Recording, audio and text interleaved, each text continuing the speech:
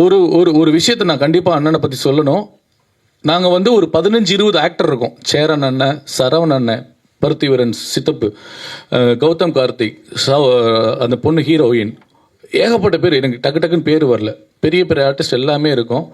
திடீர்னு வந்து கிளைமேக்ஸ் எடுக்க வேண்டிய சூழலில் வந்து ஒரு முக்கியமான சீன் எடுக்க வேண்டிய நேரத்தில் வந்து சரவணனுக்கு வந்து சுகர் ஷூட்டப் ஆகி பயங்கரமாக சீரியஸ் எமர்ஜென்சி கண்டிஷன் போயிட்டார். எப்படி எடுக்கிறதுனே தெரியல. கொரோனா டைம் வேறு. ஒட்டுமொத்த டீமும் போயிட்டோம். அவர் இல்லாமல் எந்த சீனுமே எடுக்க முடியாது. ஒரு நாள் ரூமில் சும்மா உட்காந்துருக்காங்க, என்ன பண்ணுறதுன்னு தெரியல. எல்லாம் இப்போ ப்ரொடியூசர் என்ன சொல்கிறார், பேக்கப் பண்ணிட்டு போவோம்னு சொல்கிற மாதிரி சொல்லிட்டு இருக்காரு ரங்கநாதன் சார்.